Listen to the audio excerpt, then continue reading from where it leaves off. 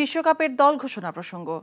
নাজমুল হোসেন শান্তক অধিনায়ক এবং চোটের কারণে বিশ্বকাপ খেলা নিয়ে অনিশ্চয়তা থাকলেও তাসকিন আহমেদকে সহ অধিনায়কের দায়িত্ব দিয়ে বিশ্বকাপের 15 সদস্যের দল ঘোষণা করেছে বিসিবি। মিরপুরের বিসিবি কার্যালয়ে যুক্তরাষ্ট্রের বিপক্ষে 3 ম্যাচের টি-20 সিরিজ এবং বিশ্বকাপের দল ঘোষণা করেছেন প্রধান নির্বাচক গাজী আশরাফ হোসেন লিপু। লিটন, সৌম্য, তানজিদ তামিম থাকছেন উদ্বোধনী ব্যাটার হিসেবে। অধিনায়ক শান্ত, সাকিব আল হাসান, মাহমুদুল্লাহ রিয়াদ, জাকের আলী এবং তাওহিদ হৃদয় থাকছেন মিডল অর্ডারে। স্পিনার হিসেবে দলের সুযোগ পেয়েছেন রিশাদ হোসেন এবং পেসার হিসেবে থাকছেন শরীফুল, মুস্তাফিজ, তাসকিন এবং তানজিম সাকিব।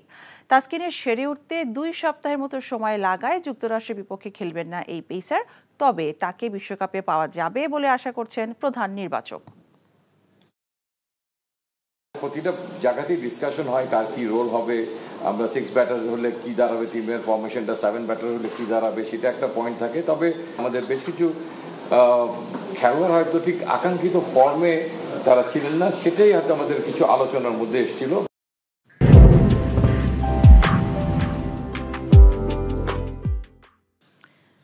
বিএনপি ইসরায়েলের আন্তর্জাতিক এজেন্টের সাথে যুক্ত হয়ে বাংলাদেশের বিরুদ্ধে ষড়যন্ত্র করছে বলে মন্তব্য করেছেন পররাষ্ট্রমন্ত্রী doctor Hasan Mahmud.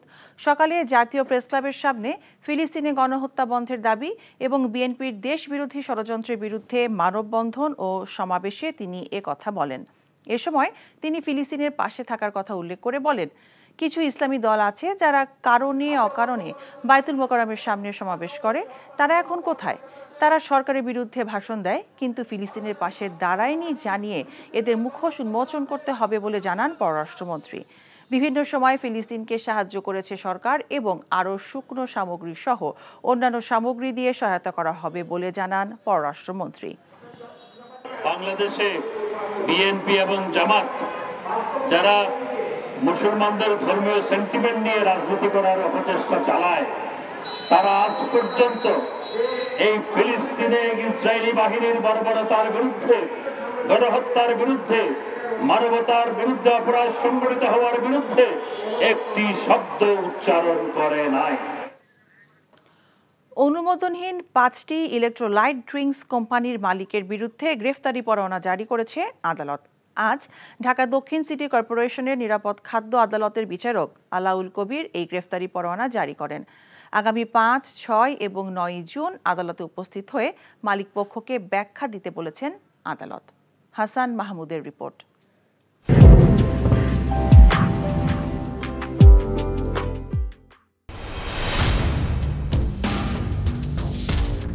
Electrolyte drinks গেল কয়েক বছরে দেশে এই পানীয় ব্যাপক হারে ছড়িয়ে পড়েছে। Sodium, potassium, calcium, magnesium, chloride এ ধরনের মিনারেলগুলো চার্জের জন্য ইলেকট্রিক সিগন্যাল বহন করে শরীরবৃত্তীয় কাজে সহায়তা করে। কিন্তু দেশে প্রচলিত বেশিরভাগ ইলেকট্রোলাইট ড্রিঙ্কসেরই অনুমোদন নেই।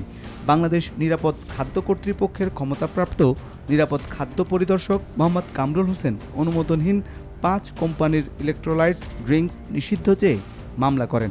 এই ড্রিঙ্কসগুলো হলো এসএমসি প্লাস, প্রাণের অ্যাক্টিভ, ব্রুভানা, আকিজের রিচার্জ এবং টার্বো।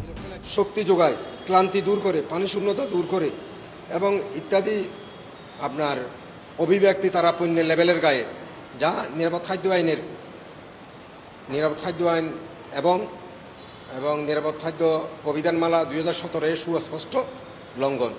পণ্য লেভেলের গায়ে তারা যা বলতেছে আসলে সত্য। তো এখানে যাইয়ে দেখলাম যে কারো কোনো অনুমোদন নাই। এই বিষয়ে আমি যথাযথ কর্তৃপক্ষের আমার দৃষ্টি আকর্ষণ করি এবং ওষুধ প্রশাসনের দৃষ্টি আকর্ষণ করি লিখিতভাবে। পরবর্তীতে আমার উদ্বোধন কর্তৃপক্ষের অনুমোদন ক্রমে অত্র বিশুদ্ধ খাদ্য আদালতে আজকে মোকদ্দমা দায়ের করি। আদালত শুনানি শেষে এই 5 ইলেকট্রোলাইট কোম্পানির বিরুদ্ধে গ্রেফতারি পরোয়ানা জারি করেন। আগামী 5, 6 এবং 9 জুন আদালতে উপস্থিত হয়ে কোম্পানিগুলোর মালিক পক্ষের কাছে ব্যাখ্যাও চান। কোর্ট পরবর্তী কোর্ট তাদের বিরুদ্ধে কোর্ট আমলে নিয়ে কোর্ট গ্রেফতারি পরোয়ানা যথাযথ সংশ্লিষ্ট যাদের বিরুদ্ধে মামলা দায়ের করা হয়েছে তাদেরকে গ্রেফতারি পরোয়ানা জারি করেছে। দেশে প্রচলিত এই ড্রিঙ্কসগুলো ওষুধ প্রশাসনও বলতে পারে না এগুলো ওষুধ নাকি ড্রিঙ্কস, এমন দাবি কামরুল ইসলামের। Hasan Mahmud, NTV news, Dhaka. বিদেশি শক্তির ওপর নির্ভর করে আওয়ামী লীগ ক্ষমতায় টিকে আছে বলে মন্তব্য করেছেন বিএনপির স্থায়ী কমিটির সদস্য গয়েশ্বর চন্দ্র রায়। বিএনপির প্রয়াত নেতা নাসিরউদ্দিন আহমেদ পিন্টুর স্মরণসভায় তিনি এমন মন্তব্য করেন। পিন্টুর মৃত্যুবার্ষিকী উপলক্ষে জাতীয় প্রেস ক্লাবে অনুষ্ঠিত এই স্মরণসভায় গয়েশ্বর বলেন, বিদেশিদের ওপর নির্ভর করে ক্ষমতায় থাকা যাবে, কিন্তু জনগণের মন পাওয়া যাবে না। তবে বিদেশি শক্তির ইন্ধন একদিন বন্ধ হবে উল্লেখ করে তিনি বলেন, সেদিন আওয়ামী লীগও নিঃশেষ হয়ে যাবে। গণতন্ত্রের ওপর মানুষের যে আস্থা ছিল তা এই সরকার আস্থা করে নিক্ষেপ করেছে বলে অভিযোগ বিএনপির এই সিনিয়র নেতার। শুধু জনগণই নয়, আওয়ামী লীগের সমর্থকরাও ভোট বর্জন করছে বলেও দাবি করেন তিনি। বারবার চুরি করে আপনি ক্ষমতায় আসবেন আর চোরকে যে আশ্রয় দেয় তাদের প্রশংসায় আমরা পঞ্চমুখ থাকুক, এটা আশা করেন কেন? আশা করবেন না। আর যাদেরকে বলি আপনারা দায়ীটা করেন, তাদেরও আমাদের উপর রাগ করার কোনো ক্ষমতা নাই। জলবায়ু ঝুঁকিপূর্ণ দেশ হওয়া সত্ত্বেও সবুজ জলবায়ু তহবিল বা GCF এর বৈষম্যমূলক আচরণের কারণে অর্থ সুবিধা পেতে ব্যর্থ হচ্ছে বাংলাদেশ, এমনটি জানিয়েছে ট্রান্সপারেন্সি ইন্টারন্যাশনাল বাংলাদেশ TIB। তারা আরও বলছে, প্রয়োজনীয় অর্থ সহায়তা না দিয়ে সুকৌশলে বাংলাদেশ সহ ক্ষতিগ্রস্ত দেশের উপর ঋণের বোঝা চাপিয়ে দিচ্ছে আন্তর্জাতিক এই সংস্থাটি। রাজধানীর ধানমন্ডিতে ঝুঁকিপূর্ণ দেশগুলোতে জলবায়ু তহবিলের সুবিধা নিয়ে এক গবেষণা প্রতিবেদন প্রকাশ করে ট্রান্সপারেন্সি ইন্টারন্যাশনাল বাংলাদেশ। এ সময় TIB নির্বাহী পরিচালক ডক্টর ইফতেখারুজ্জামান বলেন, GCF এর অর্থ সহায়তার নীতি বৈষম্যমূলক এবং ক্ষতিগ্রস্ত দেশগুলোর প্রত্যাশা পূরণে ব্যর্থ হয়েছে। জলবায়ু ঝুঁকিপূর্ণ দেশগুলোর জাতীয় প্রতিষ্ঠানকে গুরুত্ব না দিয়ে আন্তর্জাতিক প্রতিষ্ঠানে অর্থায়নকে অগ্রাধিকার দিচ্ছে বলেও অভিযোগ করেন তিনি।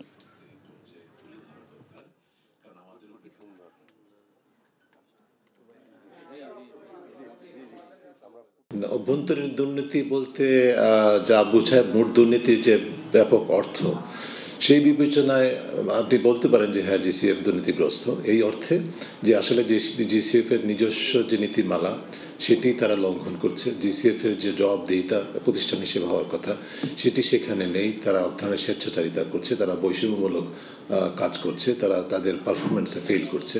কাজেই সব কিছু মিলে সেখানে ক্ষমতার ব্যবহার বলতে যা বোঝায় সেটা ওখানে হচ্ছে বলেই ধারণা করা যায়। সোমালীয় জলদস্যুদের হাত থেকে মুক্তির 1 মাস পর MV আবদুল্লাহর 23 নাবিক ফিরেছেন চট্টগ্রামে। বিকেল 3:45টার দিকে চট্টগ্রাম বন্দরে জেটিতে ভিড়ে তাদের বহনকারী জাহাজ MV জাহানমণি। আনুষ্ঠানিকতা শেষে আজই তারা ফিরবেন পরিবারের কাছে। চট্টগ্রাম থেকে আরিজ আহমেদের পাঠানো রিপোর্ট, ক্যামেরায় ছিলেন সুমন গোস্বামী।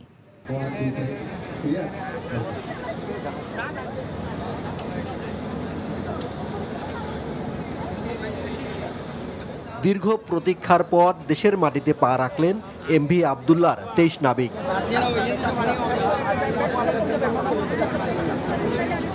মঙ্গলবার বিকেল 3:45টার দিকে তাদের বহনকারী জাহাজ MV জাহানমণি নোঙর করল বন্দরের জেটিতে। প্রিয়জনকে কাছে পাবার পর স্বজনদের বাঁধ ভাঙা উচ্ছ্বাস। মৃত্যুর মুখ থেকে ফিরে এসেছেন নাবিকরা, স্বজনদের এই আনন্দ অশ্রু। একটা ওনার অন্যরকম আনন্দ লাগছে আজকে, বলতে গিয়ে ওইটা ভাষা প্রকাশ করতে পারতেছি না।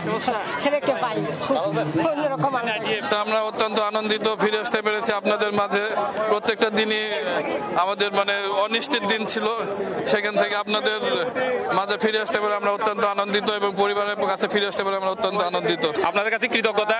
আল্লাহ আমাদেরকে দ্রুত নিয়ে এসে আপনারা দোয়া করেছেন, আমাদের কোম্পানি, সরকার এবং দেশের মানুষ আমাদের জন্য নিঃস্বার্থভাবে দোয়া করেছে, যার ফসলে আমরা আমাদের দুঃস্বপ্নটা অল্প সময়ের মধ্যে শেষ হয়ে গেছে। আমি আমার ছেলে ফিরকে পেয়েছি, আমার এখন আনন্দ আমি আপনার কাছে অনুভূতি আমি প্রকাশ করতে পারতেছি না। আমি এখন আমার ছেলে ফিরে পেয়েছি, আমি এখন আবেগে আছি। আমার সন্তানকে ফিরিয়ে পাওয়া আমার কাছে অনেক বেশি খুশির, অনেক বেশি আনন্দের। এখানে নাবিকদের সংবর্ধনা দেবে বন্দর কর্তৃপক্ষ। সেই আনুষ্ঠানিকতা শেষে তারা ফিরবেন পরিবারের কাছে। আমি আনন্দিত, আমি পুলকিত, আমি উচ্ছ্বাসিত আমার এই দেশের সন্তানদেরকে ফিরিয়ে পেয়ে আল্লাহর কাছে শুকরিয়া আদায় করছি। 2 মাসের মধ্যে তাদেরকে দেশে নিয়ে আসার ঘটনা। এর আগে দুপুর 12টার দিকে জাহাজটি কুতুবদিয়া থেকে রওনা হয়। সোমবার বিকেলে MV আবদুল্লাহ কুতুবদিয়া পৌঁছানোর পর 23 নাবিককে তীরে পাঠাতে নাবিকদের অন্য একটি দল দল রাতে এমভি আবদুল্লাহ জাহাজে যান। মোজাম্বিক থেকে কয়লা নিয়ে দুবাই যাবার পথে গত 12 মার্চ ভারত মহাসাগরে সোমালিয়ান জলদস্যুদের কবলে পড়ে 23 নাবিক সহ এমভি আবদুল্লাহ। পরে মুক্তিপণের বিনিময়ে 14 এপ্রিল মুক্তি পায় নাবিক ও জাহাজটি।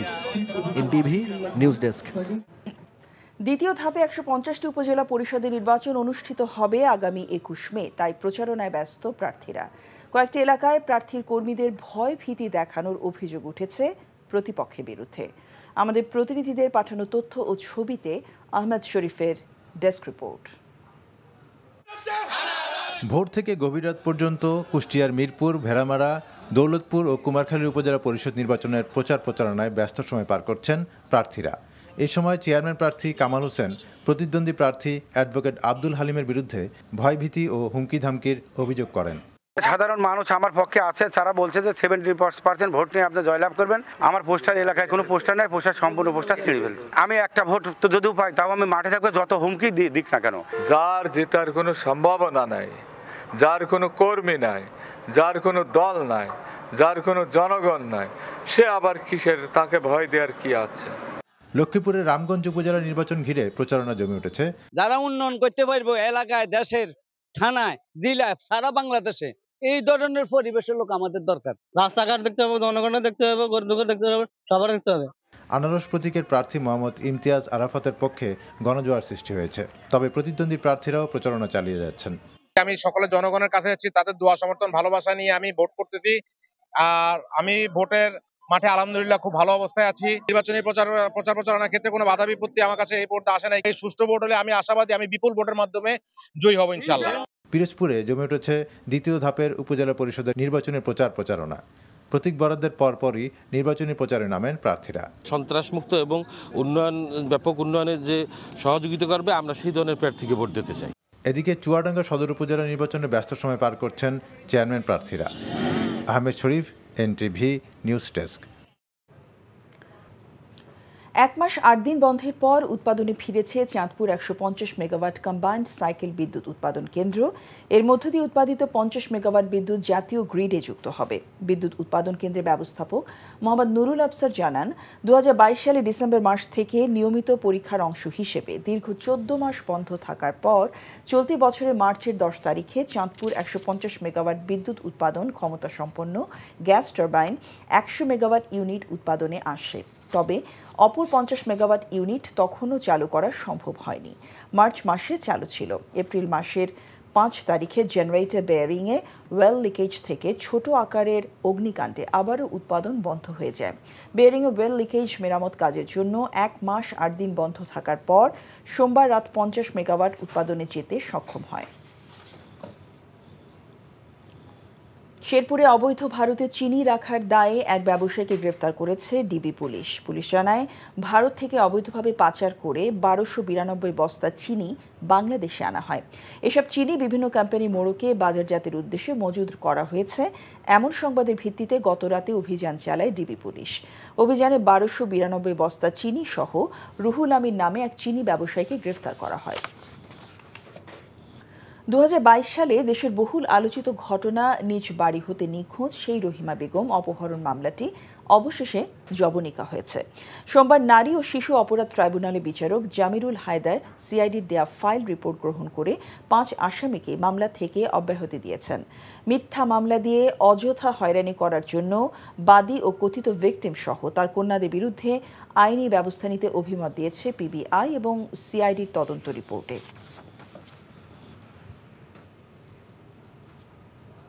চুয়াডাঙ্গায় নাশকতা মামলায় 13 বিএনপি নেতাকর্মীকে কারাগারে পাঠানো হয়েছে। দুপুরে দামুড়হুদা জুডিশিয়াল ম্যাজিস্ট্রেট আদালতে আত্মসমর্পণ করে জামিনের আবেদন করলে বিচারক তৌহিদুল ইসলামের জামিন নামঞ্জুর করে 13 আসামিকে কারাগারে পাঠানোর আদেশ দেন। 2023 সালের 1 নভেম্বর দামুড়হুদা উপজেলার জয়রামপুর কাঁঠালতলা মোড়ে বিএনপি জামায়াতের নাশকতা ঘটানোর পরিকল্পনা ও গোপন বৈঠক করছে এমন অভিযোগের ভিত্তিতে অভিযান চালায় পুলিশ। এ ঘটনায় দামুড়হুদা মডেল থানায় 40 জনকে আসামি করে এসআই ওবায়দুর রহমান বাদী হয়ে একটি মামলা দায়ের করেন। কক্সবাজারে রোহিঙ্গা শরণার্থী শিবিরে ইসলামী প্রজাতন্ত্র ইরানের সর্বোচ্চ ধর্মীয় নেতার পক্ষ থেকে খাদ্য সামগ্রী বিতরণ করা হয়েছে। উখিয়া ৪ নম্বর শরণার্থী শিবিরে রোহিঙ্গাদের মাঝে খাদ্য সামগ্রী বিতরণ করেন ইরানের সর্বোচ্চ ধর্মীয় নেতার বাংলাদেশস্থ প্রতিনিধি হুজ্জাতুল ইসলাম ওয়াল মুসলিমিন সৈয়দ আলী জাদেহ মুসাভি। খাদ্য সামগ্রী বিতরণ অনুষ্ঠানে উপস্থিত ছিলেন ইরান থেকে আগত বিশিষ্ট মেহমান মোহাম্মদ আলী সুলেমানি ও খুলনা ইসলামী শিক্ষা কেন্দ্রের অধ্যক্ষ হুজ্জাতুল ইসলাম ওয়াল মুসলিমিন সৈয়দ ইব্রাহিম খলিল রেজাভি। ফিলিস্তিনে গণহত্যা মার্কিন যুক্তরাষ্ট্র সমর্থন করে না বলে জানিয়েছেন যুক্তরাষ্ট্রের দক্ষিণ এশিয়া বিষয়ক সহকারী পররাষ্ট্রমন্ত্রী ডোনাল্ড লু। তার ঢাকা সফরের প্রথম দিন বিকেলে সুশীল সমাজের প্রতিনিধিদের সাথে বৈঠকে তিনি এমন মন্তব্য করেছেন বলে সাংবাদিকদের জানিয়েছেন বৈঠকে অংশ নেয়া ইউথ নেট ফর ক্লাইমেট জাস্টিসের নির্বাহী সমন্বয়ক সোহানুর রহমান। এর আগে সকালে শ্রীলঙ্কার রাজধানী কলম্বো থেকে ঢাকায় আসেন ডোনাল্ড লু। ৭ জানুয়ারি অনুষ্ঠিত বাংলাদেশের দ্বাদশ জাতীয় সংসদ নির্বাচনের পর যুক্তরাষ্ট্রের পররাষ্ট্র দপ্তরের উচ্চ পর্যায়ের কোনো কর্মকর্তার এটি প্রথম সফর। আগামীকাল ডোনাল্ড লু বন, পরিবেশ ও জলবায়ু পরিবর্তন বিষয়ক মন্ত্রী, পররাষ্ট্রমন্ত্রী ও সচিব এবং প্রধানমন্ত্রীর বেসরকারি খাত উন্নয়ন বিষয়ক উপদেষ্টা সালমান এফ রহমানের সাথে বৈঠক করবেন। নাগরিক সমাজের প্রতিনিধিদের সাথে বৈঠকে বাংলাদেশের সাথে অর্থনৈতিক সম্পর্ক, জলবায়ু পরিবর্তন, নির্বাচন পরবর্তী সময়ে বাংলাদেশের রাজনীতি নিয়েও আলোচনা করেছেন মার্কিন এই কূটনীতিক। এগিয়ে আসা যায়, শ্রমিকদের অধিকার নিয়ে আলোচনা হয়েছে, আদিবাসী ইস্যু নিয়ে আলোচনা হয়েছে, ইলেকশন পরবর্তী ইস্যুগুলো নিয়ে আলোচনা হয়েছে। আমরা সবাই একমতে বলেছি আমরা কেউ প্যালেস্টাইনে গণহত্যাকে আমরা সমর্থন করি না। সো উনারাও বলেছেন যে উনিও চান না যে প্যালেস্টাইনি ঘটনাগুলো ঘটুক, এবং উনি বলেছেন যে ঐতিহাসিকভাবে ওনার কাছে মনে হয়েছে যে ইউএস সরকার তারা এই জায়গাগুলো থেকে সরে আসছে, সেখানটার নাগরিকরাও অনেক ধরনের প্রতিরোধ করছেন। সো ইউএস ওই জায়গা থেকে সে সরে আসতে। বিএনপি মহাসচিব মির্জা ফখরুল ইসলাম আলমগীর বলেছেন, জনগণ কারো উপর ভর করে গণতন্ত্র ফিরিয়ে আনার চেষ্টা করে না, বরং নিজেদের পায়ের উপর ভর করে আন্দোলনের মাধ্যমে দেশে গণতন্ত্র ফিরে আসবে। ঢাকায় সফররত মার্কিন সহকারী পররাষ্ট্রমন্ত্রী ডোনাল্ড লুর বাংলাদেশ সফর প্রসঙ্গে সাংবাদিকদের প্রশ্নের জবাবে এসব কথা বলেন মির্জা ফখরুল। বিকেলে রাজধানী গুলশানে বিএনপি চেয়ারপারসনের কার্যালয়ে এসব কথা বলেন তিনি। দেশে নির্বাচন ব্যবস্থা ধ্বংস করে দেওয়া হয়েছে বলেও অভিযোগ করেন ফখরুল।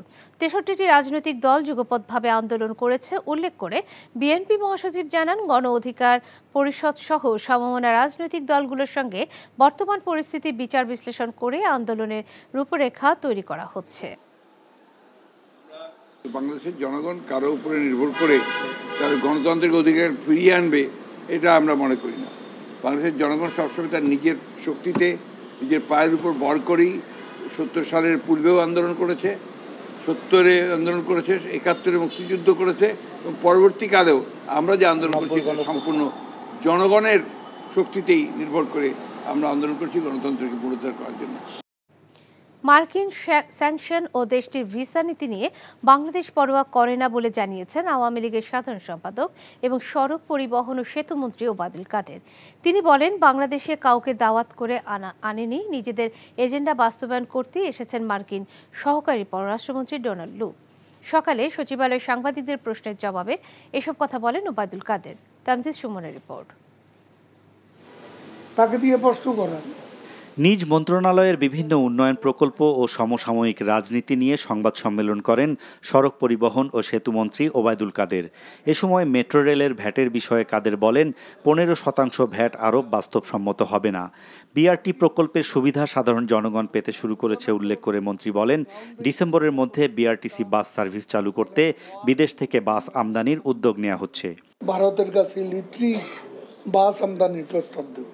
এক প্রশ্নের জবাবে আওয়ামী লীগ সাধারণ সম্পাদক বলেন, দক্ষিণ এশিয়া বিষয়ক মার্কিন সহকারী পররাষ্ট্রমন্ত্রী ডোনাল্ড লুর সফর নিয়ে মাথা ঘামানোর কিছু নেই।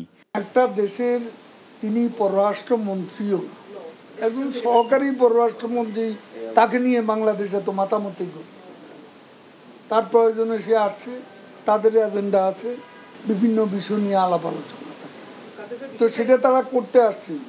আমরা দাওয়াত করে কাউকে আনছি, আমরা কোনো প্রকার স্যাংশন, ভিসা নীতি এগুলো আমরা কেয়ার করি। বিএনপি প্রসঙ্গে কাদের বলেন, কোনো ইস্যু না পেয়ে ভারতীয় পণ্য বর্জনের ব্যর্থ আন্দোলনের চেষ্টা করছে বিএনপি। সম্প্রতি ঢাকায় বিএনপির 2টি সমাবেশই ফ্লপ হয়েছে দাবি করে তিনি বলেন, দলটির নেতাদের উপর তাদের কর্মীদের আস্থা নেই বলেই কর্মীরা তাদের সমাবেশে যান না। তাদের আসলে কোনো ইস্যু নেই। ভারতীয় পণ্যকে ইস্যু হিসেবে বেছে নিয়েছে। এটা একটা উদ্ভট চিন্তা। 15 বছর কেটে গেল, আন্দোলন তো হলো। এখন এটা তাদের দিবা স্বপ্ন। তাদের আন্দোলনের সাথে জনগণের কোনো সম্পৃক্ততা নেই। যে কর্মীরাও এখন নেতাদের প্রতি আস্থা হারিয়ে ফেলেছে।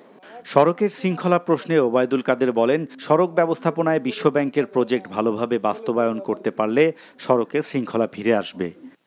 Tamjid Sumon, NTV news, Dhaka. হজ ফ্লাইট ডাটা যথাসময়ে এন্ট্রি করার জন্য হজ এজেন্সিগুলোকে নির্দেশ দিয়েছে ধর্ম মন্ত্রণালয়। একই সাথে হজযাত্রীদের নিকট হতে কোরবানির অর্থ না নেওয়ার জন্য তাদেরকে সতর্ক করা হয়েছে। এ বিষয়ে সুনির্দিষ্ট অভিযোগ পাওয়া গেলে সংশ্লিষ্ট এজেন্সির বিরুদ্ধে আইনানুগ ব্যবস্থা গ্রহণ করার কথাও উল্লেখ করা হয়েছে ধর্ম মন্ত্রণালয়ের জারি করা পত্রে। এছাড়া হজযাত্রীদের মাধ্যমে জর্দার কার্টুন না পাঠানো সহ কতিপয় বিষয়ে হজ এজেন্সিগুলোকে হুঁশিয়ারি করা হয়েছে। গত 12 মে বাংলাদেশ সময় সন্ধ্যা 7:30টায় জুম প্ল্যাটফর্মে সৌদি হজ ও উমরা মন্ত্রণালয়ের জেদ্দা এয়ারপোর্ট সার্ভিসের মহাপরিচালক আব্দুর রহমান জ্ঞানামের সাথে সভা শেষে এসব নির্দেশনা জারি করেছে ধর্ম বিষয়ক মন্ত্রণালয়। সভায় সৌদি আরবের পক্ষ হতে হজ এজেন্সি কর্তৃক ফ্লাইট ডাটা সঠিকভাবে ও নিয়মিত সৌদি হজ সিস্টেমে এন্ট্রি না দেওয়ায় অসন্তোষ প্রকাশ করা হয়। খেলাপি ঋণের কারণে ব্যাংক সুদ হার বাড়ছে, যা চাপ সৃষ্টি করছে সাধারণ মানুষের উপর, এমন অভিযোগ করেছেন সিপিটির গবেষণা পরিচালক খন্দকার ডক্টর গোলাম মোয়াজ্জেম। আর বাণিজ্য প্রতিমন্ত্রী আহসানুল ইসলাম টিটুর দাবি, দেশের অর্থনৈতিক কাঠামোর ত্রুটির কারণেই বেড়েছে খেলাপি ঋণ, তবে তার নিয়ন্ত্রণের চেষ্টা করছে সরকার। এফবিসিসি আয়োজিত এক সেমিনারে এসব কথা উঠে আসে। মেজবাহ হাসানের রিপোর্ট।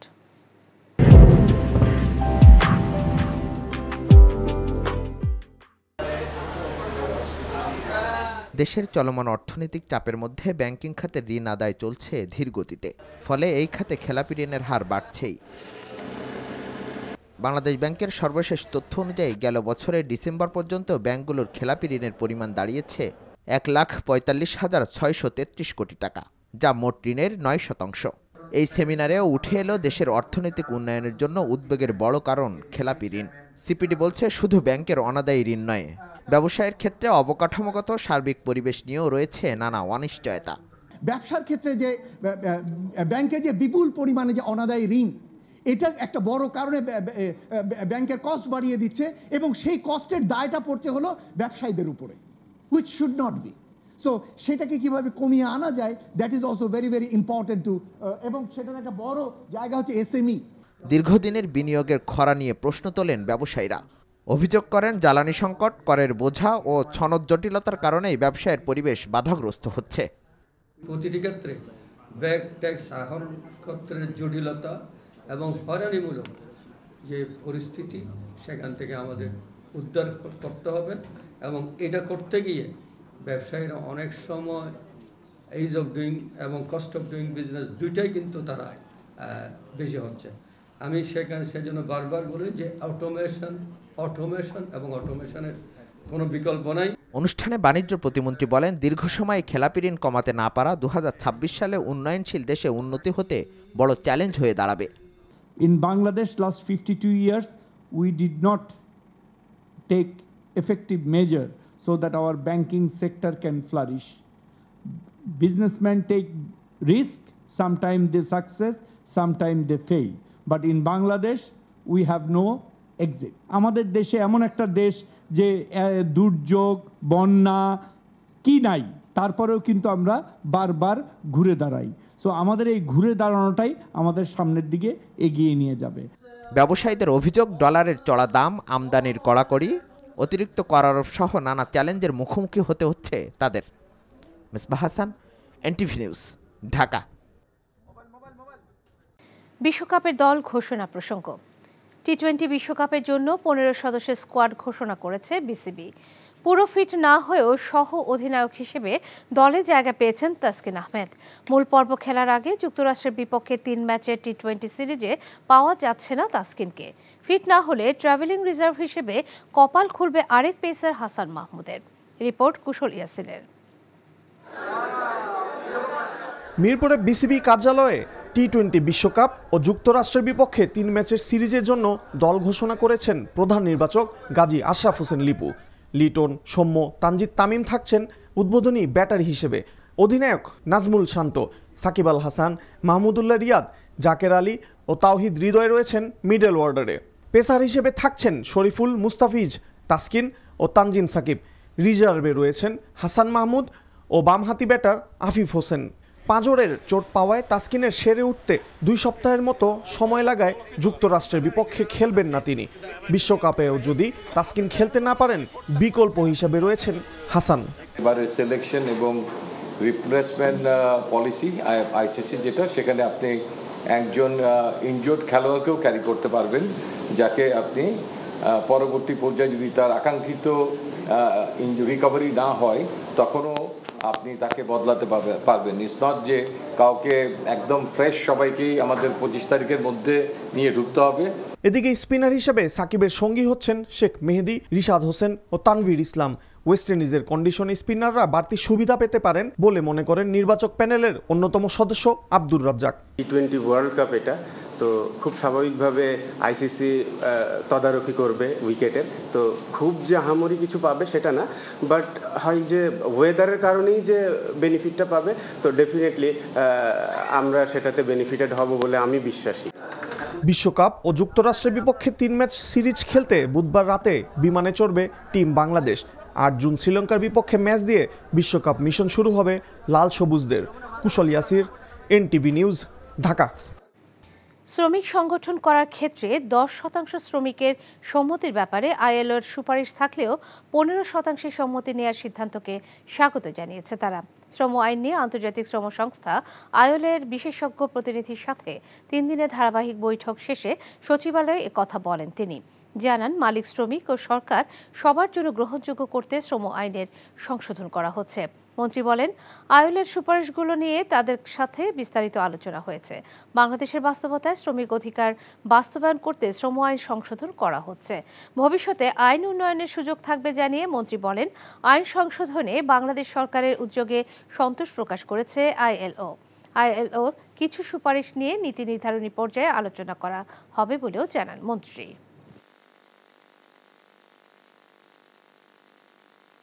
আমরা 15% নিয়ে এসেছি, সেটাকে অ্যাপ্রিসিয়েট করেছে। অবশ্যই তারা বলেছে যে এটা তারা চায় যে আরও কমে আসুক, কিন্তু আমরা যে বাস্তবতার কথা বলেছি সেটা হচ্ছে যে আমরা আগে 2017 সালে কমিটমেন্ট দিয়েছিলাম যে আমরা গ্র্যাজুয়ালি নামাবো, এবং আমরা সেই কমিটমেন্ট অনুযায়ী গ্র্যাজুয়ালি নামাচ্ছি।